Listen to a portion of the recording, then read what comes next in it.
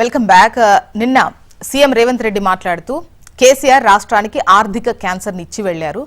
So అటువంటి సిచ్యువేషన్లో six pack ఉందని చెప్పాలా, కండలు తిరిగిన దేహం ఉందని చెప్పాలా, అది రోజు రోజుకు ముదురుతున్నటువంటి పరిస్థితి. సో నిజాలు బయటికి చెబితే పరువు తీస్తున్నారు అని చెప్పేసి అంటున్నారు. అబద్ధాల ప్రాతిపదికన రాష్ట్రాన్ని నడపను అని చెప్పేసి నిన్న సీఎం రేవంత్ రెడ్డి అన్నటువంటి క్రమంలో అసలు రాష్ట్ర ఆర్థిక పరిస్థితి ప్రస్తుతం ఏ విధంగా ఉంది, ఆదాయం ఎంత ఉంది, అప్పు ఎంత ఉంది, గత ప్రభుత్వం ఎంత అప్పు చేసి వెళ్ళింది, ఇప్పుడు ఎంతవరకు భరిస్తున్నారు, వీటన్నిటిపై మాట్లాడదాం. గెస్టులు కూడా రెడీగా ఉన్నారు. ఎండల లక్ష్మీనారాయణ గారు, మాజీ ఎమ్మెల్యే బీజేపీ నుంచి, బొల్లం మల్లయ్య యాదవ్ గారు, మాజీ ఎమ్మెల్యే బీఆర్ఎస్ నుంచి. నమస్తే అండి, వెల్కమ్ టు ద డిబేట్. నమస్తే అండి. నమస్తే అండి. ముందుగా మల్లయ్య యాదవ్ గారు, మీరే చెప్పాలి. వెళ్తూ వెళ్తూ ఆర్థిక క్యాన్సర్ నిచ్చిపోయింది బీఆర్ఎస్, కేసీఆర్. మొన్న సార్వత్రిక ఎన్నికలు అయ్యేంత వరకు కూడా 2023 వరకు అన్ని కార్యక్రమాలు ప్రజలకు వాళ్ళు హామీ ఇచ్చి ఈరోజు చేయలేకపోతున్నారు. కానీ ఈ రోజు మేము హామీ ఇవ్వకుండానే ఎన్నో పథకాలని, రైతు బంధు లాంటి పథకం కానీ ఇతరత్ర పథకాలు కానీ ఎన్నో ఏ హామీ ఇవ్వకుండా కూడా దాదాపుగా 8 సార్లు రైతు బంధుని ఇవ్వటం జరిగింది. ప్రతి నెల పెన్షన్లు ఇవ్వగలిగినాము. ఇచ్చిన కార్యక్రమాలు ఏవైతే ఉన్నాయో వాటిని ఆర్థిక ప్రగతి, గ్రామాలలో పారిశుద్ధ్య లోపం లేకుండా ఎప్పటికప్పుడు గ్రామ అభివృద్ధి కోసం నిధులు కేటాయించడంతో పాటు అనేక కార్యక్రమాలని మేము 2023 డిసెంబర్ వరకు చేయగలిగినాం. మరి మీకు పరిపాలన చేతగాక మీ అసమర్థతతోని, అవగాహన రాహిత్యంతో ఈ రోజు పరిపాలన సరిదిద్దలేక ఇచ్చిన హామీలు నిలబెట్టుకోవడానికి చేతగాక ప్రజలు నిలదీస్తా ఉంటే ఈ రోజు అసెంబ్లీలో ఈ రకంగా క్యాన్సర్ వచ్చింది, ఇంకోటి వచ్చింది, ప్రభుత్వం అప్పులు చేసిపోయింది, దివాలా తీసింది అని చెప్పేసి తెలంగాణ పరువును తీసే పరిస్థితి వీళ్ళ చేతగానే అసమర్థతనానికి నిదర్శనం తప్ప ఇది చేతనైన వాళ్ళు చెప్పే మాటలు కాదు. అభివృద్ధి చెందుతున్న రాష్ట్రాలలో తెలంగాణ ఒకటి అని చెప్పేసి అనేక సందర్భాలలో కాదు లాంటి లెక్కలు కూడా నివేదించినాయి, నిర్ధారించినాయి. ఇటువంటి పరిస్థితులలో మీ అసమర్థతని చాటుకోవడానికి ప్రాజెక్టుల పేరు మీద మామూలుగా ఇప్పటి వరకు ఈ 14 నెలల కాలంలో 1,50,000 కోట్ల రూపాయలు అప్పు చేశారు. ఈ అప్పు ఎవరి కోసం ఉపయోగించారు, దేనికోసం ఉపయోగించారు? ఢిల్లీకి మూటలు పంపించడానికి తప్ప, మీ కమిషన్ల కోసం తప్ప ఇంకోటి కాదు. 7,000 కోట్ల రూపాయలు రైతు బంధు కోసం నవంబర్ లో మామూలుగా మేము నిధులు పెట్టి ఇవ్వడానికి సిద్ధపడితే హైకోర్టు పోయేసి రైతులకు నోట్లో అంటే జేబులోకి వచ్చే పైసల్ని నోట్లో మట్టి కొట్టినట్టు హైకోర్టు పోయి ఆపేసి ఎలక్షన్లు వచ్చిన తర్వాత మేము 5,000 బదులు 7,000 ఇస్తాం, 7,500 ఇస్తాం, 15,000 చొప్పున అని చెప్పేసి మాట్లాడిన కాంగ్రెస్ నాయకులు ఆ 7,000 కోట్ల రూపాయలని ఏం చేసిరు? రైతు బంధుకు రైతులు ఇవ్వలే, కమిషన్ల కోసం కాంట్రాక్టర్లకి పైసలు ఇచ్చేసి 20% కమిషన్లు తీసుకొని ఢిల్లీకి మూటలు పంపించారు. ఆ రోజు నుంచి ఈ రోజు వరకు 3 పంటలకి మామూలుగా ఇంతవరకు రైతు బంధు వేయలే. మొన్నటిసారి ఏమన్నారు? భూములు ఇంకా మామూలుగా బీళ్లు ఉన్నాయి, రాళ్లు ఉన్నాయి, రప్పలు ఉన్నాయి, వాటిని నిర్ధారించకుండా ఎంత భూమి ఉంటే అంత భూమికి ఎట్లేస్తాం 100 అది చెయ్యకపోవడానికి నిధుల కొరత, దానికి గతంలో మీరు చేసిన అప్పులు, మీ విధానాల వల్లే ప్రస్తుతం ఈ తిప్పలు అనేది సీఎం గారు మేము ఇచ్చిపోయిన వాటిని కూడా నిలబెట్టుకునే సమర్థత లేదు కదా. ఈ రోజు ఎంతండి మామూలుగా రిజిస్ట్రేషన్లు మొత్తం ఆగిపోయినాయి, స్థిరాస్తి వ్యాపారాలు మొత్తం ఆగిపోయినాయి, అనేక రకమైన శాఖల నుంచి వస్తున్న ఆదాయాన్ని పడిపోవడానికి కారణం ఎవరు? మా ప్రభుత్వం పోయిన తర్వాత కొత్తగా ఏర్పడ్డ కాంగ్రెస్ ప్రభుత్వంలో ఈ రోజు రిజిస్ట్రేషన్లు ఎక్కడికక్కడ ఆగిపోవడానికి కారణం కూడా బీఆర్ఎస్ఏనా? మీ అసమర్థత, మీ ప్రభుత్వ పాలసీ, పర్మిషన్ల విషయంలో కానీ ఇతరాతర విషయంలో కానీ మీరు పెట్టే కండిషన్ కానీ మీ వ్యక్తిగతంగా జేబులు నింపుకోవడానికి పెడుతున్న షరతులు కానీ వీటిని తట్టుకోలేక ఈ రోజు వ్యాపారస్తులు హైదరాబాద్ పెట్టి వేరే రాష్ట్రాలకు, ఇంతకుముందు దేశంలో ఉన్న అన్ని రాష్ట్రాల నుంచి వచ్చి హైదరాబాద్ లో స్థిరాస్తి వ్యాపారాలు చేసుకుంటే ఈ రోజు ఇక్కడ స్థిరపడ్డోళ్ళు కూడా, పుట్టి పెరిగిన వాళ్ళు కూడా ఇక్కడ వ్యాపారం చేసుకునే పరిస్థితి లేక, మీ కమిషన్లకి తట్టుకోలేక, మీ జేబులు నింపలేక వేరే దేశాలలోనో వేరే రాష్ట్రాల్లోనో వ్యాపారాలు చేసుకోవడానికి సంఖ్య పెట్టుకొని పోయే పరిస్థితి. ఇంతకుముందు ఇక్కడ జీవనభృతి లేక ఉపాధి కోసం వ్యవసాయ కూలీలు ఒక ప్రాంతం నుంచి ఇంకో ప్రాంతానికి పోయే పరిస్థితి వస్తే ఈ రోజు వ్యాపారాలు చేసుకునేటోళ్ళు కోట్ల రూపాయలు కోటీశ్వర్లు అని చెప్పుకునేటోళ్ళు కూడా, వ్యాపార సంస్థలు నడిపేటోళ్ళు కూడా వేరే దేశాలకో వేరే రాష్ట్రాలకో పారిపోయే పరిస్థితి హైదరాబాద్ నుంచి వచ్చిందంటే ఈ దివాలా కోరు పరిపాలన ఎవరు చేస్తున్నారు? కాంగ్రెస్ చేస్తుంది. చేతగాని అసమర్థతతోని, మీకు అవగాహన లేకపోవటం మూలాన ఈ రోజు వ్యవసాయం పడిపోయింది. వ్యవసాయ పంటలు పండించిన పంటకి దిగుబడికి మీరు రేటు సరైన మద్దతు ధర ఇచ్చే పరిస్థితి లేదు. అయ్యాల 2,800 అమ్ముకుంటే ఈ రోజు 2,200 రూపాయలు అమ్ముకుంటున్నారు. ఈ అభివృద్ధి ఒకవైపు వీటిపై అంటే రైతు ప్రస్తుత పాలనపై అసత్యాలు కావాలనే ప్రచారం చేస్తున్నారు అనేది ఒకటి. ఎక్కడ ఇంటి రేట్లు తగ్గినటువంటి అంటే రిజిస్ట్రేషన్స్ కాస్త తగ్గాయి, కాకపోతే అది భూమాత అతి పోర్టల్ తీసుకొచ్చిన తర్వాత టెక్నికల్ ఇష్యూస్ వల్ల కొన్ని అంటే అలవాటు పడడానికి టైం పడుతుంది. ఇది ఒక డిప్ మాత్రమే. దీన్ని పట్టుకొని పూర్తిగా అసలు రిజిస్ట్రేషన్స్ జరగవు, రియల్ ఎస్టేట్ పడిపోయింది అన్నటువంటి విధంగా మాట్లాడుతున్నారు అనేది కూడా వాళ్ళు చేస్తున్న కామెంట్. అంటే ఈ రోజు కొత్తగా మొదలుపెట్టిన ప్రక్రియ కాదు కదా, ఇది కొనసాగుతున్న బిజినెసే. ఆల్రెడీ అండర్ కన్స్ట్రక్షన్ లో ఉన్నోళ్ళు కానీ, పర్మిషన్ కోసం అప్లై చేసుకున్న వాళ్ళు కానీ, లేఅవుట్ కోసం అప్లై చేసుకున్న వాళ్ళకి కానీ పర్మిషన్లు ఇంతవరకు ఈ గవర్నమెంట్ 14 నెలల్లో ఇవ్వట్లేదు అని అంటే దానికి కారణం ఏంటి, మతలబ్ ఏంటి? పాలసీలు ఉన్న వాటిని కంటిన్యూ చేయాలి కదా. వాళ్ళ వ్యాపారాలను వాళ్ళు కొనసాగిస్తున్నప్పుడు గవర్నమెంట్ పాలసీ ప్రభుత్వం మారంగానే మనిషికో రకంగా మారదు కదా. ఆ పాలసీల ప్రకారం మీరు ఇచ్చే అనుమతులు ఇస్తే ఈ రోజు ఆ బిజినెస్ కొనసాగేది. హైడ్రా పేరు మీద ఏం జరిగింది? ఎక్కడెక్కడో మీ వ్యక్తిగతంగా కక్షలు తీసుకోవడానికి హైడ్రా పేరు మీద వేధింపులు మొదలు పెడితే ఈ రోజు ఎవరైనా కొనాలంటే ఎక్కడ హైడ్రా వాళ్ళు వచ్చి ఏదో కొనుగొడతారో ఏందో లక్షల రూపాయలు పెట్టి కొనుక్కొని ఇలా ఇబ్బంది పడే పరిస్థితి ఎందుకు వస్తుంది అని చెప్పేసి వేరే రాష్ట్రం వాళ్ళు కానీ, వేరే దేశం వాళ్ళు కానీ, పొరుగు జిల్లాలోళ్ళు కానీ వచ్చి హైదరాబాద్ లో ఇవాళ కనీసం భూమి కొనే పరిస్థితి లేదు, ఇల్లు కొనే పరిస్థితి లేదు. దీనివల్ల ఈ స్తంభించిపోయింది కదా వ్యాపారం అంతా. దీనికి కారణం ఏంటి? మీ పాలసీయే కదా, మీ విధానాలు, మీరు తీసుకుంటున్న నిర్ణయాలు, మీ అనాలోచిత నిర్ణయాల వల్ల హైడ్రా పేరు మీద, మూసీ రివర్ పేరు మీద ఈ రోజు ఏం జరుగుతుంది? హైదరాబాద్ లో భూములు కొనాలంటే, స్థిరాస్తి వ్యాపారాలు చేయాలంటే, ఒక బిల్డింగ్ కొనాలంటే, ఒక అపార్ట్మెంట్ కొనాలంటే భయపడే పరిస్థితి సామాన్యులకు వచ్చింది. కారణం మీ ప్రభుత్వ విధానం. ఈ రకంగా ఏ వ్యాపారంలో గ్రామాలలో పారిశుద్ధ్యం లేపించింది. దీని అంతటికి రాష్ట్ర దివాలు కోరుతనానికి కారణం మీ అవగాహన రాహిత్యం, అసమర్థత తప్ప ఇంకొకటి కాదు. మీరు చేసిన వాటిని కంటిన్యూ చేసుకునే పరిస్థితి మీకు లేదు.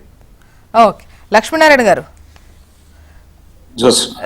గారు, ప్రస్తుత పాలన, హామీల అమలు, గత ప్రభుత్వ అప్పులు అండ్ ప్రస్తుత చేసినటువంటి అప్పులు, వీటిపైన మీ యాంగిల్ ఎట్లా ఉంది? మీ ఒపీనియన్ చెప్పండి. ఒక విషయం ఇక్కడ మనం చర్చించుకోవాల్సిన అవసరం. గత ప్రభుత్వం ఈ రాష్ట్రాన్ని లూటీ చేసింది. ఈ లూటీ మీద లాఠీ జల్పిస్తామని చెప్పి ఈ కాంగ్రెస్ ప్రభుత్వం వచ్చేది. ప్రజల నమ్మకాన్ని పొందింది, వచ్చింది. ఇకపోతే లాఠీ లాఠీ ఎక్కడ 38,000 కోట్ల ప్రాజెక్టును 1,47,000 కోట్లకు పెంచింది కాళేశ్వరం ప్రాజెక్టు అనేటువంటిది. మరి దాని మీద టైం ఫ్రేమ్ లోపల విచారణ పూర్తి చేసి బాధ్యులైన వాళ్ళ మీద చట్టపరమైన చర్యలు తీసుకుంటామన్నారు. ఎక్కడ టైం ఫ్రేమ్ ఎక్కడ పోయింది? అసలు ఆ జస్టిస్ కు అవసరమైనటువంటి సహకారం ఈ ప్రభుత్వం ఇంతవరకు అందిస్తుంది? అది వేగంగా టైం ఫ్రేమ్ లోపల ఎందుకు పూర్తవుతుంది? దానికి ఎందుకు పరిపూర్ణమైన సహకారం అందిస్తారు? ఎవరి మీద ఆరోపణలు ఉన్నారో వాళ్ళనే వారికి సహాయ సిబ్బందిగా అందిస్తే ఏ రకంగా మరి ఈ విచారణ కొనసాగుతుంది? ఏ రకంగా వారి సహకారం విచారణ అధికారికి దొరుకుతుంది అనేటువంటిది నేను అడుగుతాను. ఇకపోతే మిత్రుడు మల్లయ్య యాదవ్ గారు మేము ఇన్ని చేసినాము అని చెప్తా ఉన్నారు. ఆ కాళేశ్వరం ప్రాజెక్ట్ నుంచి నీళ్ళందిన మల్లేవి ఒకటి. రెండోది భగీరథ మిషన్ భగీరథ కింద మరి 12,769 గ్రామ పంచాయతీలకు 43,000 కోట్ల ధనంతో, ప్రజాధనంతో ఇది చేస్తే మరి వాళ్ళ నీళ్ళకి కటకటేంది? మిషన్ భగీరథ నీళ్లు రాని ఊర్లల్లా బోర్లు నడుస్తే బోర్ల బిల్లులతోని ఆ గ్రామం బడ్జెట్ తడిసి మోపడైతున్నటువంటి పరిస్థితి ఉంది. ఏ ఊర్లోకి పోదని చెప్పమని అడుగుతా ఉన్నా. సిద్దిపేట ఆ ప్రాంతం మినహాయించి మిగతా రాష్ట్రంలో మిషన్ భగీరథ నీళ్ళు వస్తున్న ఊర్లు ఎన్ని ఉన్నాయి లెక్క చెప్పమని చెప్పి నేను అడుగుతాం. ఇకపోతే ఈ ప్రభుత్వం గవర్నర్ గారి ప్రసంగంలో మేము ఏవైతే 6 గ్యారంటీలు కానీ 6 గ్యారంటీలకు అనుబంధంగా 420 మేనిఫెస్టోలో పెట్టినటువంటి అంశాలు కానీ వాటిని ఎంతవరకు మేము చేర్చినాము, ఎంతవరకు వాటిని అమలు చేసినాం అనేటువంటిది కానీ, లేకపోతే భవిష్యత్తులో లక్ష్యాల విషయంలో నిర్దిష్టమైనటువంటి ప్రస్తావన కానీ ఉండాల్సినటువంటి దగ్గర గవర్నర్ గారి ప్రసంగంలో అది కొరవడినటువంటి విషయం మనం గమనిస్తాం. ముఖ్యమంత్రి గారు ఆ ఎన్నికల ప్రచారంలో రాహుల్ గాంధీ గారు వీరు ఈ ప్రభుత్వం ఈ రాష్ట్రాన్ని 7 లక్షల కోట్ల అప్పుల్లో ఆ, దించింది అని బీఆర్ఎస్ ప్రభుత్వం మీద ఆ రోజు విమర్శలు చేశారు. విమర్శలు చేసిన వాళ్ళు మరి హామీలతోని మేనిఫెస్టోలో పొందుపరిచినటువంటి అంశాలు అంటే వాళ్ళకి స్పష్టత ఉన్నది. 7 లక్షల కోట్ల అప్పులు ఉన్నాయి ఈ రాష్ట్రానికి అనేటువంటి స్పష్టత ఉంది. వాళ్ళ ప్రతినిధిగా ఆ పార్టీ నేతగా ఉత్తమ్ కుమార్ రెడ్డి గారు పార్లమెంట్ లో అడిగి కేంద్ర ప్రభుత్వం నుంచి డైరెక్ట్ గా ఎన్ని అప్పులు ఉన్నాయి, ప్రభుత్వ గ్యారంటీతో ఎన్ని అప్పులు ఉన్నాయి, ప్రభుత్వం గ్యారంటీ లేకుండా ఈ రాష్ట్రంలో ఎన్ని అప్పులు ఉన్నాయి అనేటువంటిది డీటెయిల్స్ ఇచ్చారు. ప్రభుత్వానికి అవగాహన, ప్రతిపక్షంగా కాంగ్రెస్ కి అవగాహన ఉన్నది. ఆరోపణలో ఎన్నికల ఆరోపణలో అప్పులు ఉన్నాయని చెప్పారు. అప్పులు ఉన్నాయని చెప్పిన తర్వాత ఏమేం చేస్తాం అనేటువంటిది హామీ ఇచ్చేది.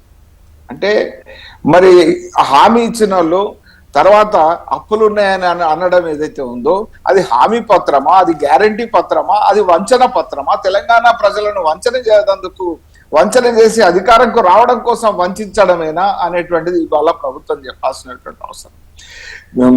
చాలా బాధ అనిపిస్తుంది. ఏదైతే 7 లక్షల అప్పులు ఉన్నాయని ప్రచారంలో 7 లక్షల కోట్ల అప్పులు ఉన్నాయని ప్రచారంలో మాట్లాడినటువంటి ముఖ్యమంత్రి ఇండియా ఎన్క్లేవ్ లో రాజ్దీప్ సర్దేశాయికి చెప్తున్నది ఏంటంటే నాకు 3,75,000 కోట్ల అప్పున్నాయని తెలిసింది, అధికారంలోకి వచ్చినాక తర్వాత ఇంత అప్పున్నదని తెలిసింది అని మాట్లాడడం ఎంతవరకు ఒక ముఖ్యమంత్రి స్థాయిలో ఉన్నటువంటి వ్యక్తి ఈ రకంగా మాట్లాడడం ఎంతవరకు సబబు? ఖచ్చితంగా ఈ రాష్ట్రాన్ని వ్యక్తిగత ప్రయోజనాల కోసం ప్రాజెక్టులకు రీడిజైన్ చేసి దోచుకున్న వాళ్ళను మరి విచారణ సత్వరం పూర్తి చేసి చట్టపరమైనటువంటి చర్యలు తీసుకోవాల్సిన ప్రభుత్వం మరి దాన్ని కాలయాపన చేస్తున్నది.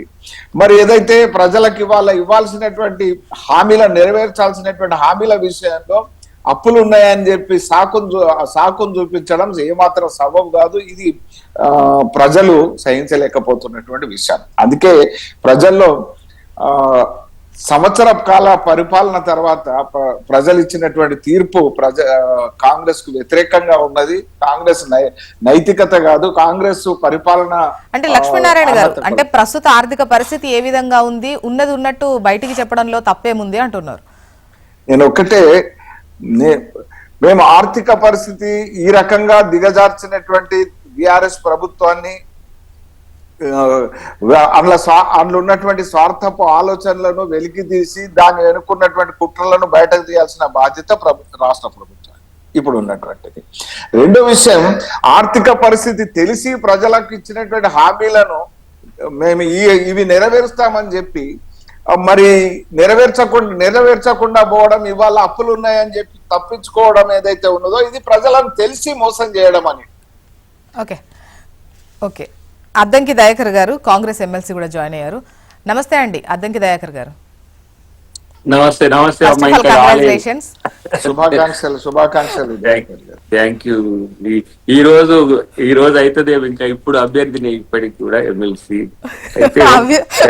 మేము చెప్పేసామా? ముందుగానే శుభాకాంక్షలు. అయిపోయినట్టే నీకు అందులో అనుమానం ఎందుకు? అయితే ప్రాసెస్ వస్తున్న అసెంబ్లీకి పోతున్న క్రమంలోనే ప్రతిపక్షాలు బలంగా రావడం అనేది ఒక శుభ సూచకం. ముఖ్యంగా కేసీఆర్ గారు సభకు రావడం అట్లనే కంటిన్యూ చేయాలనేది కూడా అందరి అభిప్రాయం. ఎందుకంటే సభలో ఒక గౌరవప్రదమైన చర్చ జరగాలంటే ప్రతిపక్ష నాయకుడు ఉంటే అది మరింత సభ మంచిగా ప్రజా సమస్యల పరిష్కారానికి చర్చకు వీలుంటది అనేది మా అభిప్రాయంగా ఉండే సరే వచ్చింది. వారు కూడా ప్రజాస్వామ్యాన్ని ప్రజల్ని గౌరవించినట్టుగా భావిస్తున్నాం. అయితే ఇప్పుడు ఉన్న ఫలంగా ఇప్పుడు గవర్నర్ గారి ప్రసంగం తర్వాత ఇవన్నీ కామనే, పెదవి విరుపులో లేకపోతే ఇది కాంగ్రెస్ ప్రెస్ మీట్ లాగాని అనుడో లేకపోతే ఇట్లా చూస్తున్నా అన్ని విమర్శలు అన్ని చూస్తున్నాం. కానీ వాస్తవానికి అప్పుల విషయం చర్చ వస్తున్నది. 19న మీకు రాష్ట్ర బడ్జెట్ ఎట్లాగో BSCలో డిక్లేర్ అయింది కాబట్టి ఇప్పుడు ఈ బడ్జెట్ లో ఏ విధమైన అలొకేషన్స్ ఉండబోతున్నాయి, ఎట్లా ప్రయారిటీస్ ఉండబోతున్నాయి అనేది విపక్షాలు చూస్తారు, ప్రజలు చూస్తారు. రెండవది 7 లక్షల కోట్ల అప్పు అని తెలియకపోవడానికి కారణం ఏంటంటే కొన్ని డాక్యుమెంట్ ను మనోళ్ళు పబ్లిక్ డొమైన్ లో పెట్టలేదు. తర్వాత నిర్మలా సీతారామన్ అప్పుడు 5 లక్షల కోట్ల అప్పులు అని చెప్పింది పార్లమెంట్ సాక్షిగా. ఎందుకంటే బట్ ఎన్నికల ప్రచారంలో కాంగ్రెస్ నేతలైతే 6-7 లక్షల కోట్లే ఉంది అన్నటువంటి ప్రచారం అయితే జరిగింది కదా, మాట్లాడారు కదా. ఏమో అమ్మ, నేనంటే రాహుల్ గాంధీ మాట్లాడింది. చాలా డిబేట్స్ లో కూడా చూసాం. ఇంకా చెప్పిన విధానానికి ఇంకా 2 లక్షలు ఎక్కువనే కూడా వేసాం. 3 లక్షలు ఎక్కువనే ఉంటుందని కూడా ఎక్స్పెక్టేషన్స్ ఉండే. నిర్మలా సీతారామన్ 5 లక్షలు అనేది సరే అప్పుల కూపంలో చేసుకుపోయినామని, కానీ మనం వైట్ పేపర్ డిక్లేర్ చేసినాక వచ్చింది అది. సో నేనేమంటున్నంటే వీటికి 6 గ్యారెంటీలకు సంబంధించి కానీ దాంట్లో అమలు అవుతున్న 13 అంశాలు ఏవైతే ఉన్నాయో వాటికి సంబంధించిన వివరాలతో పాటు ఏ ఆర్థిక అంశం ఏ ప్రాతిపదికన ఎప్పుడు చేస్తారనే డాక్యుమెంట్ కూడా ఈసారి అడిషనల్ గా ఉంటది. మీకు ఇండ్లకు సంబంధించి ఆల్రెడీ మొదలు చేసినాం. ఆల్రెడీ ఇందిరమ్మ కమిటీలు వేయడము, దానికి భాజపా నాయకులు ఇందిరమ్మ అని పేరు పెట్టకుండా అంటే ఏం చేస్తారు, బడ్జెట్ లో ఏమి ఇస్తారు అని కాకుండా నిన్న సీఎం రేవంత్ రెడ్డి గారు మాట్లాడుతూ వెళ్తూ ఆర్థిక క్యాన్సర్ ఇచ్చే వెళ్ళారు, అది రోజు రోజుకి ముదురుతోంది.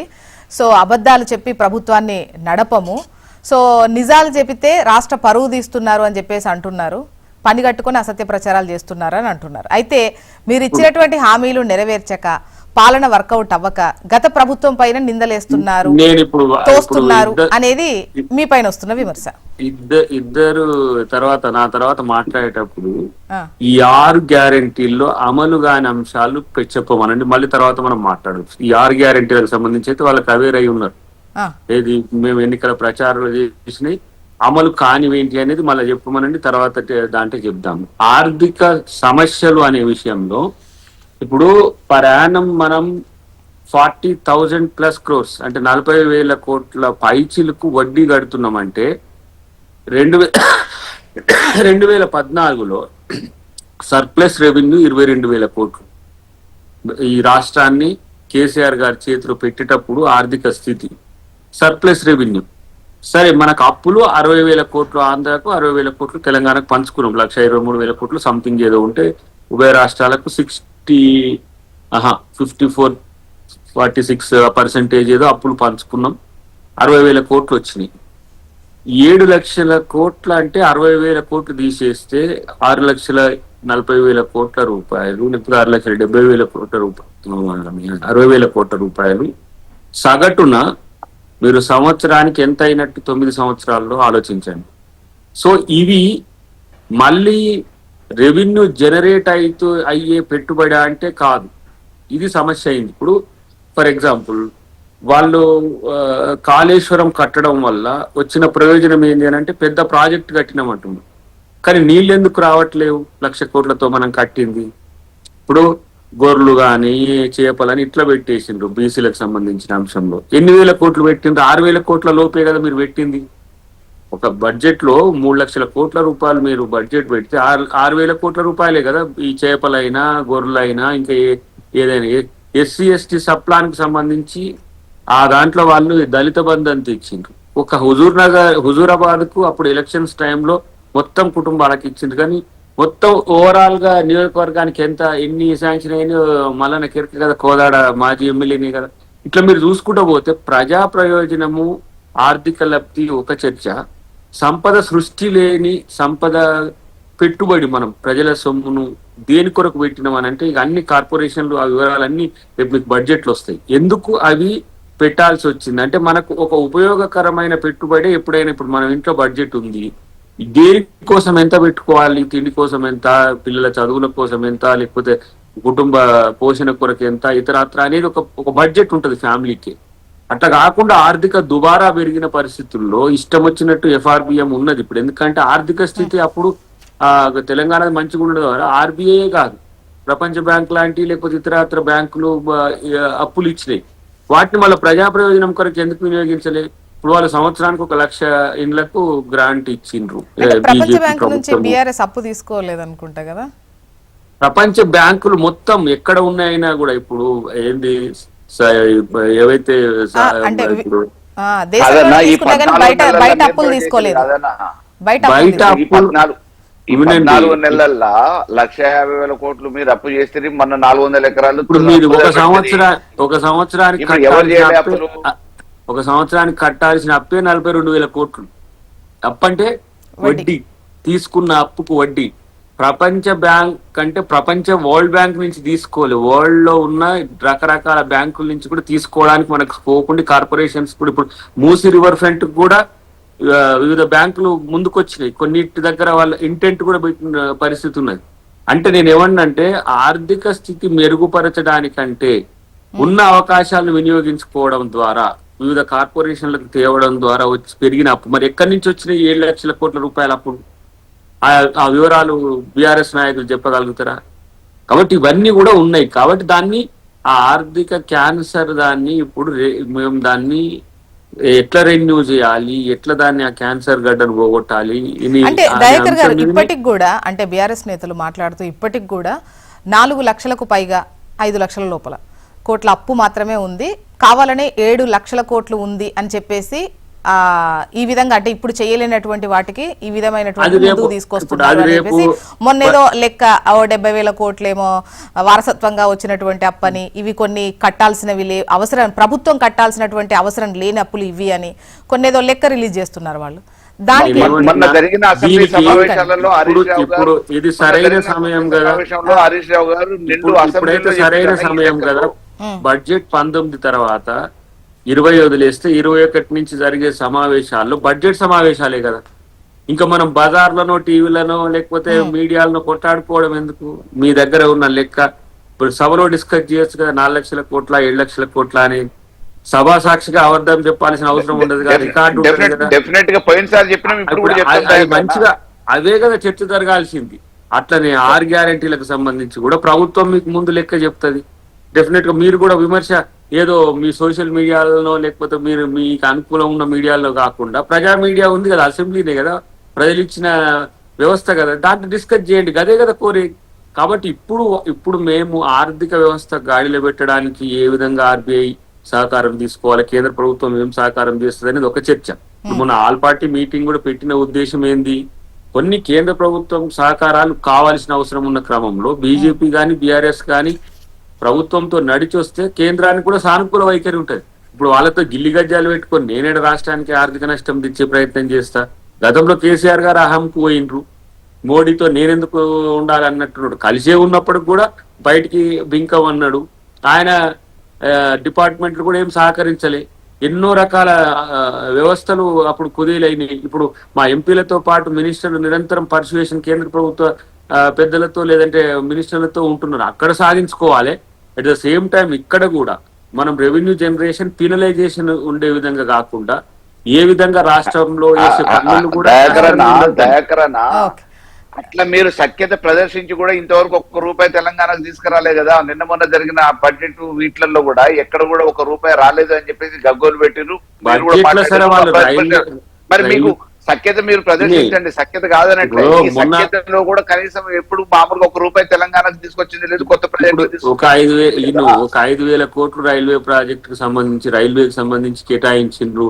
అదేదో మన వరంగల్ ఎయిర్పోర్ట్ కు సంబంధించి వచ్చింది. ఇప్పుడు కేంద్ర ప్రభుత్వం మీద ప్రెషర్ పెట్టుకుంటున్నాయి. ఇప్పుడు మన దావోస్ లో దాదాపు 1,80,000 కోట్ల పెట్టుబడులు వచ్చినాయి. అది కూడా ప్రజల నుంచి వచ్చిన పెట్టుబడులే. దాన్ని ఎట్ట రియలైజ్ చేయాలనే దాని విషయంలో ఉంటది. ఇక్కడ కూడా ప్రజలు కట్టే పన్నుల శాతం కూడా పెరిగింది. 81% తోనో సంథింగ్ సబ్జెక్ట్ టు కరెక్షన్. మనం అన్ని రాష్ట్రాల కంటే మెరుగైన జిఎస్టీ కలెక్టర్ అయినాం.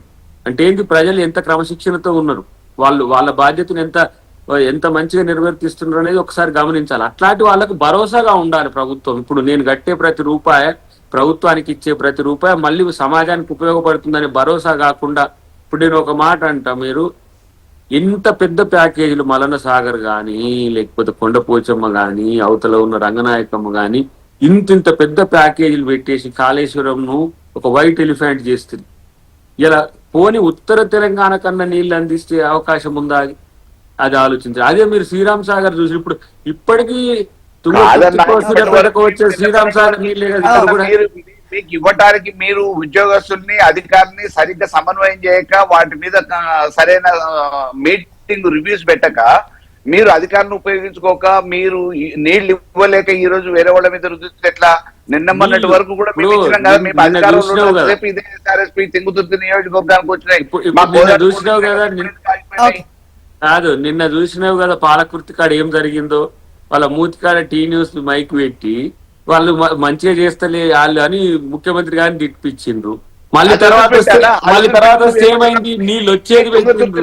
కాదన్నా, మీకు పరిచయము మీ స్వస్థలం తుంగతుర్తిలో నీళ్లు వచ్చినాయా రాలేదా? మా పరిపాలనలో ఎండాకాలం కూడా చెరువులు అలుగు పోసినాయి కదా, ఇవాళ ఎందుకు రావట్లే? ఇప్పుడు మొన్న మీరు రావట్లే. ఇవనండి, ఎర్రవెల్లి దయాకర్ రావు గారు అడిగిన తర్వాత మళ్ళీ మాట్లాడి మీరు కూడా అన్నారు కదా, మీరు కూడా మొన్న లైవ్ లో అంటే నేను కూడా మాట్లాడిన. ఇప్పుడు నీళ్లు వచ్చే ప్రయత్నం చేసింది కదా. ఇప్పుడు నిన్న జరిగింది పంటలు ఎండిపోతూనే ఉన్నాయి, రైతులు గగ్గోలు పెడుతున్నారు. మీరు ఎండిపోయిన తర్వాత ఎవరికి ఇస్తారే నీళ్లు?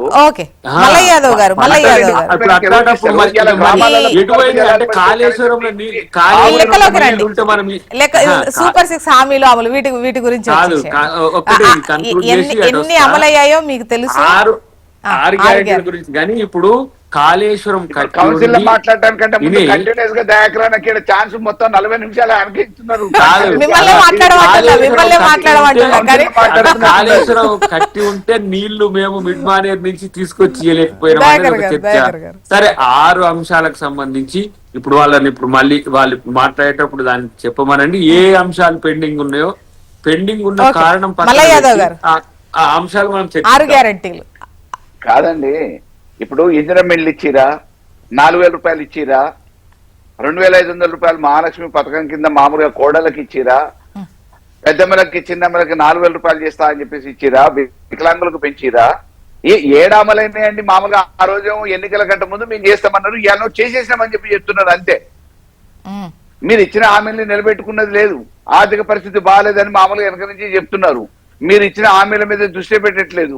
ఎంతసేపు ఢిల్లీ పర్యటనలు జరుగుతున్నాయి, కనీసం అధికారులని సమన్వయం చేసే పరిస్థితి లేదు. ఇలా గ్రామాల 420 అని అంటారు కదా మీ వాళ్ళు. ఆ 420 ఇప్పుడు మీరు మామూలుగా 420 కాదు 640 ఇచ్చినా కానీ ఇంతవరకు ఆ రోజు మామూలుగా అవకాశం ఉన్నంత వరకు నోటుకు వచ్చినట్టు మాట్లాడి మైకులలో ఉపన్యాసాలు ఇవ్వటం తప్ప ఈ రోజు చేసింది లేదు అనేది ఏ సామాన్యుడైనా. నువ్వు చెప్పరా HM టీవీలే చెప్పు. నువ్వు చెప్తే ఇంటర్ కదా జనం. ఇప్పుడు మనం మాట్లాడుతున్నాం కదా, ఇగో మీరు 420లో ఒకటి హామీ నెరవేరలేదు. ఫ్రీ బస్ 6 గ్యారెంటీల వరకు చూడండి ఈసారికి. ఈ 6 గ్యారెంటీలు కూడా చూసినా గారు, నేను ఏమంటున్నా, ఒక్క హామీ కూడా ఒక్క ఫ్రీ బస్ అనేది వీళ్ళు చెప్పుకోవటం తప్ప ఫ్రీ బస్ లో ఏం జరుగుతుందో చూస్తున్నాం. దాంట్లో కూడా ఒక ఫ్రీక్వెన్సీ లేదు. 200 యూనిట్స్ వరకు పవర్ బిల్ 0 రావడం కావచ్చు, 500లకు గ్యాస్ కావచ్చు, అండ్ రాజీవ్ ఆరోగ్యశ్రీ 10 లక్షలకు పెంచడం. జ్యోత్స్న గారు, ఇక్కడ ఏమైతుందంటే ఇక్కడో అక్కడో మామూలుగా నామమాత్రంగా కొన్ని బిల్లులు చేస్తున్నాం అని చెప్పేసి 200 యూనిట్స్ కింద అని చెప్పేసి కొంత నామమాత్రంగా ఇక్కడో అక్కడో చూపేయటం వరకే మిగిలిపోయింది. వాటిని పెండింగ్ పెట్టింది తప్ప ఇంతవరకు ఎక్కడ అమలు చేసింది లేదు. రాష్ట్ర వ్యాప్తంగా అది అమలు కావట్లేదు. నామమాత్రంగా వాడు చెప్పుకోవడానికి పలా దగ్గర అని చెప్పేసి చెప్పడానికి ఒక బస్తీ, ఒక ఊరు, ఒక గ్రామం చూపిస్తున్నారు తప్ప ఇంతవరకు సంపూర్ణంగా వాళ్ళు చెప్పిన 6 గ్యారెంటీలలో గ్యాస్ కూడా ఈ రోజు మీకు పైసలు రియంబర్స్ అయితే మీ అకౌంట్ లో పడతాయని చెప్పేసి మొత్తం పైసలు తీసుకుంటున్నారు. 500 రూపాయల గ్యాస్ ఏమి ఇట్లా ఎవరన్నా మామూలుగా మీరు లైన్ లో తీసుకోండి. ఇప్పుడు ఏ ఒక్క గృహిణి అడగండి, సామాన్యుల గృహిణులు ఉంటారు కదా, మీ దగ్గర కూడా ఫీడ్బ్యాక్ ఉంటుండొచ్చు కదా. కాబట్టి మీరు ఆ రోజు ఇస్తా అని అన్నారు. మీరు ఇస్తా అన్న మాటకి ఆశపడి నమ్మి ప్రజలు ఓట్లేసి అధికారం ఉపయోగించారు. మీరు ఈ రోజు చెయ్యలేక ఆర్థిక పరిస్థితి అని చెప్పి సాకులు చెప్పో ఇంకోటి అన్ననో అధికార పరంగా వాళ్ళని సమన్వయం చేయలేకనో అవగాహన లేకనో చేయలేని దాన్ని మళ్ళీ కప్పిపుచ్చే ప్రయత్నం చేసి మా మీద నెపలు నెట్టే ప్రయత్నం చేయడం వల్ల లేదు. ఇది దుర్మార్గమైన పని అంటున్నాం మేము. ఇవాళ మీరు ఎక్కడ కూడా మేమేమంటున్నాం, దీని మీద స్టాండ్ అవుతాం. రేపు అసెంబ్లీలో స్టాండ్ అవుతాం, ఈ రోజు HM టీవీ డిబేట్ లో కూడా స్టాండ్ అవుతాం. ఎక్కడన్నా ఏ గ్రామానికన్నా పోదాం. ఇప్పుడు దయాకరన్న మామూలుగా తుంగతుర్తికి బాగా గతంలో పనిచేసిన ఆయన, పోటీ చేసిన ఆయన, అభ్యర్థి మొన్నటి వరకు ఇప్పటికి కూడా సంబంధాలు ఉన్న వ్యక్తే. తుంగతుర్తిలో పోదాం. అప్పటి వరకు కాళేశ్వరం నీళ్ళు వచ్చినా రాలేదా? ఇప్పుడు ఎందుకు రావట్లేదు? ఎప్పటి నుంచి రావట్లేదు? అప్పుడు చెరువులు నింపినమా లేదా? మా అధికారంలో మేము ప్రభుత్వంలో అధికారంలో రావడానికంటే ముందు తుంగతుర్తి ఏవైతుండే రక్తం బారుతుండే ఆడ. ఇవాళ గోదావరి బారిచ్చినాం. అటువంటి పరిస్థితులలో ఈ రోజు తెలంగాణలో నీళ్ల చుక్కలేని పరిస్థితులలో కూలినాలు చేసుకోవడానికి వేరే ప్రాంతానికి పోయే దుస్థితి ఉన్న ఈ తెలంగాణని బాగు చేయడానికి అడుగడుగున నీళ్లను తీసుకొస్తే సస్యశ్యామలం చేస్తే వాటిని కనీసం కాపాడుకోలేకపోతున్నారు, కొనసాగించలేకపోతున్నారు. దురదృష్టం అది. కొత్తగా చేయమన్నట్లే మేము ఇవ్వాల వాటిని కనీసం కొనసాగించే పరిస్థితి లేదు. లక్ష్మీనారాయణ గారు జ్యోత్స్న గారు దయాకర్ గారు అడుగుతున్నారు, మేము అన్ని చేసినాం, 6 గ్యారెంటీలు మేము అన్ని చేసినాం. అన్ని చేసామని లేదు, ఏవేవి చేయలేదో మీరు చేసినవి ఏవి మీ దృష్టిలో ఉన్నాయో అవి క్లియర్ గా చెప్పండి, వాటికి సమాధానం చెప్తా అంటున్నారు. ఇప్పుడు రుణమాఫీ పాక్షికంగానే ఒకటి. రెండో విషయం ధరణి విషయంలో అవకతవకలను సర్దిద్దామన్నారు, ఇప్పటికీ దాన్ని తేల్చలేదు, సంవత్సరం దాటిపోయింది. ఇక మూడో విషయం రేషన్ కార్డులు ఇస్తామన్నారు, రేషన్ కార్డులు ఎందరికి ఇచ్చిండ్రు, దాని మీద రేషన్ ఎక్కడ ఇస్తున్నారు చెప్పండి. నాలుగో విషయం పెన్షన్ల విషయం. ఐదో విషయం నిరుద్యోగ భృతి విషయం. ఆరో విషయం మహిళలకు 2500. ఇక గ్యాస్కి సంబంధించి కేంద్రం ఏదైతే ఉజ్వల యోజన కింద ఇచ్చినటువంటి పథకం మీద 10 లక్షలకు పైగా గ్యాస్ కనెక్షన్లకు సబ్సిడీ ఇచ్చేది 550 పైనే పడుతుంది. మరి ఇకపోతే వాళ్ళే చెప్పారు, ఓటాన్ అకౌంట్ బడ్జెట్లో చెప్పారు, బడ్జెట్లో చెప్పారు ఏమని, అసెంబ్లీకి 3500 ఇండ్లు ఇస్తామన్నారు, 7740 కోట్లు పెట్టినాం, ఇంకా మిగతాది మళ్ళా చేస్తామన్నారు. నేను అడుగుతా ఉన్నా, రాష్ట్రం మొత్తం 119 నియోజకవర్గాల్లో ఎక్కడ ఒక్క ఇల్లు ఎక్కడ ఇచ్చారో చెప్పమనండి. 3535 ఇండ్లు కూడా కాదు, 3 ఇండ్లు ఇచ్చింది రాష్ట్రం మొత్తం మీద. 3 ఇండ్లన్నీ ఇచ్చిండ్రా, ఎక్కడ ఇచ్చారు చెప్పమనండి. సంవత్సరం బడ్జెట్ పెట్టింది సంవత్సరం కోసమే కదా. మరి ఎక్కడ ఒక 3 ఇండ్లు ఏ నియోజకవర్గంలో, ఎనీ నియోజకవర్గం, ముఖ్యమంత్రి నియోజకవర్గం కూడా కానీ 3 ఇండ్లు ఇచ్చారా చెప్పమనండి. ఎందుకు ప్రజలను బడ్జెట్ లో పెట్టి 3,500 ఒక నియోజకవర్గానికి అని పెట్టి కనీసం మూడు ఇండ్లు కూడా ఇవ్వనటువంటి వాళ్ళు ఇవాళ ఏం మాట్లాడతారు? వాళ్ళు మాట్లాడడానికి ఎక్కడ?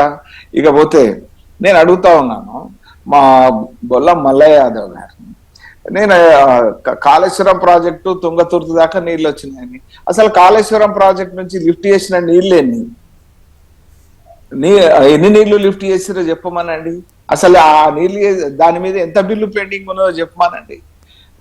ఎక్కడ దాకా నీళ్లు బారిచ్చారో చెప్పమనండి. ఎన్ని టీఎంసీలు నీళ్లు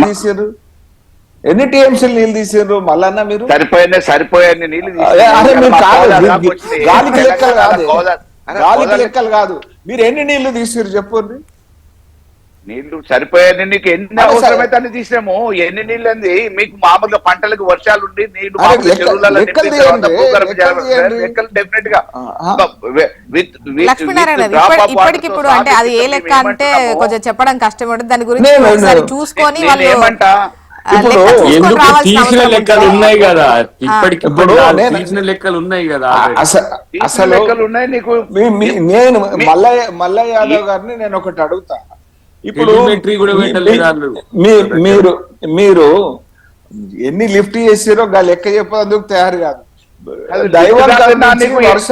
ఎకరం పంట ఎండిపోకుండా మేము ఎన్ని లిఫ్ట్ కాదు మీకు ఎక్కడైనా మామూలుగా మేము ప్రభుత్వం మళ్ళా నేను ఒకటి అడుగుతానే, ఒక వరి ఎకరం మీద రైతు పెట్టుబడి వచ్చినటువంటి ఈల్డ్తో కలిపి ఎంత వస్తుంది? ఎన్ని కుంటలు వస్తుంది? 30 కుంటలు వస్తుంది, 25 కుంటలు వస్తుందా వరి? 42 వస్తుంది మా దగ్గర.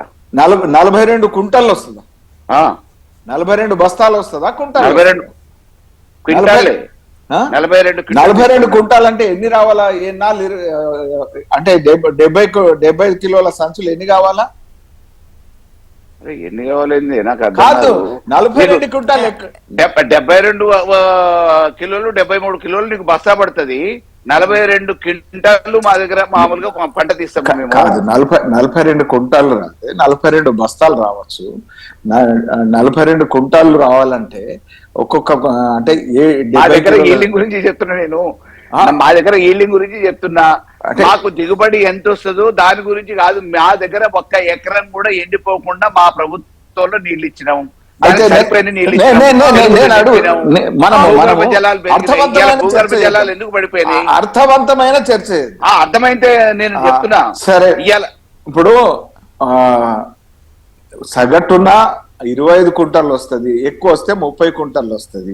30 కుంటలు వచ్చిన దగ్గర కూడా ఒకవేళ 60,000 65,000 మనకు పంట వచ్చింది అనుకోండి, కరెంటు బిల్లు మీరు ఒకవేళ అదేమో కుంగిపోయింది, రెండోదేమో నడిపిస్తే 50,000 కరెంటు బిల్లు వస్తే రైతు పెట్టింది ఈల్డ్ వచ్చింది. బంద్ పెట్టి ఏం చేస్తున్నారండి? ఇసుక వ్యాపారం కోసం బంద్ పెట్టిందండి. ఈ ప్రభుత్వానికి మంచి పేరు రావద్దని బంద్ పెట్టారు.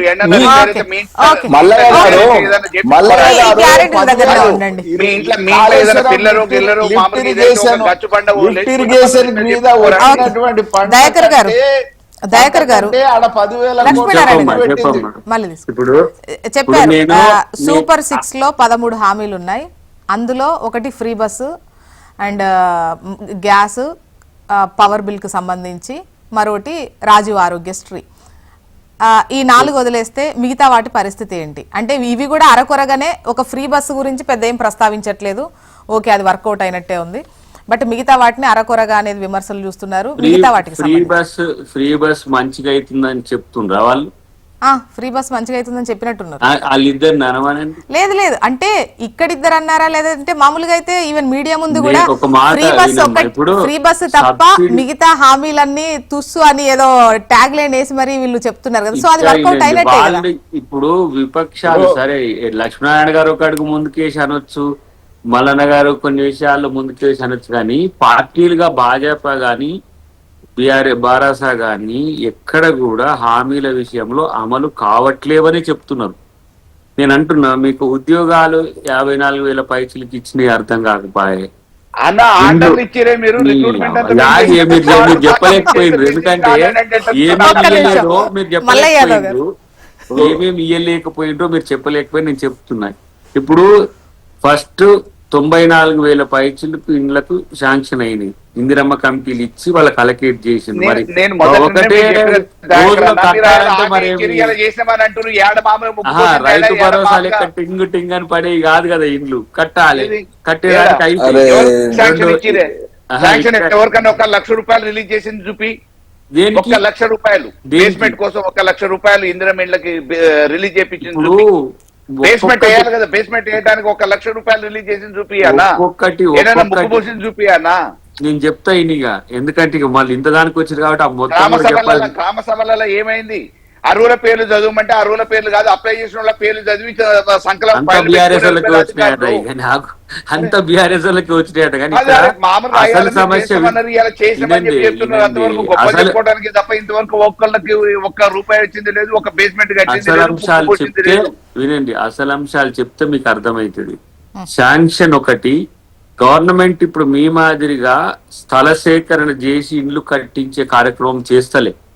లబ్ధిదారులకు నేరుగా జనరల్ వాళ్ళకైతే 5 లక్షల రూపాయలు, ఎస్సీ ఎస్టీలకు అయితే 6 లక్షల రూపాయలు ఇస్తున్నది.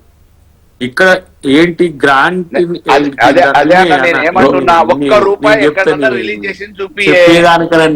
ఇంటి పేరు మీద పేరు మీద ప్రశ్నించవచ్చు. నేను మాట్లాడుతుంటే కౌంటర్ కాకుండా ఇప్పుడు చూడండి, 1,80,000 పైచిలకు రూపాయలు సెంటర్ నుంచి వస్తాయి. మీరు వాళ్ళు ఇచ్చిన ఇండన్ని ల్యాప్సెస్ అయినాయి మీ హయాంలో. ఎవ్రీ ఇయర్ తెలంగాణకు ఏంది జాతీయ ప్రభుత్వం నుంచి వచ్చిన ఇండ్లు ఎన్ని అని ఒక లెక్క కట్టండి 9 సంవత్సరాల్లో. మీరు ఎన్ని ఇండ్లు కట్టిండ్రో తీయండి. ఇప్పుడు మేము ఎన్ని ఇండ్లు శాంక్షన్ చేసినాం, ఎన్ని ఇండ్లకు మేము నిధులు, ఇప్పుడు ఏది మీరు అన్న 1 లక్ష కాదు, ఎట్ ఏ టైం ఆ ఇల్లు లబ్ధిదారుకి అకౌంట్ లో 5 lakhs పడతాయి. వంతుల వారిగా రిలీజ్ కు పర్మిషన్స్ ఇస్తారు. ఇది ఇప్పుడు మేము చేస్తున్నది ఇష్టానుసారంగా లేదు. వాళ్ళు 2 లక్షలు ఇస్తారు, 1,80,000 పైచిలకు వాళ్ళు ప్రతి దేశంలో ప్రతి దగ్గర ఇస్తున్నారు. వాళ్ళ దానితో పాటు ఇప్పుడు మేమేంటి, ఒక నియోజకవర్గానికి కనిష్టంగా 3,500 ఇండ్లు ఇవ్వాలని ఒక ఆలోచన పెట్టుకున్నాం తప్పితే ఇచ్చినామని చెప్పాలి. ఇప్పుడు 1,00,000 ఇండ్లకు లోపు కదా. ఇప్పుడు వచ్చిన అయ్యాలు కూడా శాంక్షన్ ఆలోచన పెట్టుకొని చెప్పారు కానీ ఇవాళ నేను చేయట్లేగా అధికారం ఇచ్చినాక. Mallayya. Every year budget allocate చేసేది మన 1,00,000 ఇండ్ల వరకు చేస్తుంది. ఈ 3 సంవత్సరాలు 4 సంవత్సరాల్లో ఒక 5 లక్షల ఇల్లు టార్గెట్ చేసుకోగలిగితే ఒక సగటున ఒక నియోజకవర్గానికి 3,000 4,000 ఇండ్లన్నీ వస్తాయి. గతంలో మీరు 9 సంవత్సరాల్లో మొత్తం మీరు కట్టి చూపించిన ఇండ్లే 34,000 40,000 ఇండ్లు కట్టిండ్రు. పెండింగ్ లో ఉన్న ఇండ్లకే బిల్లులు ఇయ్యలే. ఇప్పుడు అదే కదా మీ ఇక్కడ ఉత్తమ్ కుమార్ రెడ్డి గారు మొన్న ఆ కాలనీకి మళ్ళీ పోయి ఆయనే శాంక్షన్ చేసిండు. ఆయన శాంక్షన్ చేసిపోయిండు ఆయన గృహ నిర్మాణ శాఖ మంత్రిగా ఉన్నప్పుడు. మళ్ళా ఇప్పుడు ఆయన మంత్రికి వచ్చి ఆయన శాంక్షన్ చేసుకోవాల్సి వచ్చింది కానీ మీరు రూపాయి ఇచ్చింది లేదు. ఇది నేను అంటున్నా. మిగతా విషయంలో అన్న కరెంటు బిల్లు ఉన్నది, మీకు రాకపోతే వచ్చిన వాళ్ళని ఎందుకు రావట్లేదు అంటున్నారు. ఇప్పుడు ఏది మన సబ్సిడీది గ్యాస్ ఉంది, మీకు రాకపోతే ఇంతమంది లబ్ధిదారులకు వచ్చేది ఎందుకు రావట్లేదు అంటున్నారు. అంటే మీరు ఏం చేస్తుండ్రు, మీరు ఇంకో గంట సేపు పెంచి తీసుకున్నా గ్యాస్ వాడుకోవడం వల్ల 500 రూపాయలు. రెండోది ఒక వ్యాలిడ్ పాయింట్ చెప్తా విను. మొన్న మీరు 200 మంది కాంట్రాక్టర్లను బట్టి గారి ఆఫీస్ ముందుకు పోయి ధర్నా చేయించింది. ఎవరు సర్పంచ్ వాళ్ళు, ఎవరి హయాంలో పనులు చేసిండ్రు. మళ్ళీ ఇప్పుడు మేము ఏం చేసినాం, ఒక సరళంగా సెక్రటరీ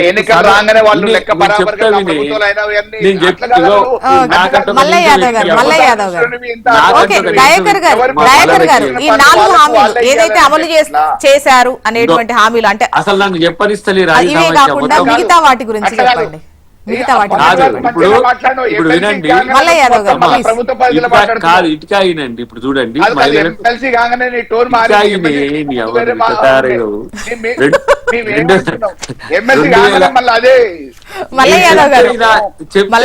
కౌంటర్ చేయడానికి బాగుంటుంది. ఇప్పుడు 2,500 రూపాయలు మహిళలకి ఇవ్వాలి.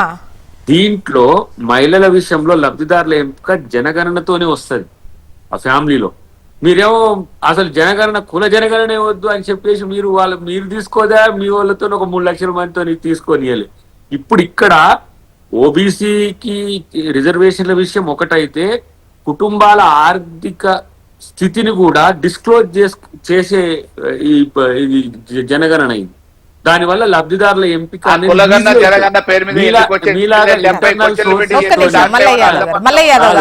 ఇంటర్నల్ గా ఆ సోర్స్ ను దగ్గర పెట్టుకొని మా గొల్లోళ్ళు ఎంతమందురు, ఆ గొల్లోళ్ళకి ఎన్ని గొర్రెలు ఇవ్వాలి, ఆ ముదిరాలు ఎంతమందురు, ముదిరాలకి ఎన్ని చేపలు పట్టుకుని ఇట్లా చేస్తలేమే.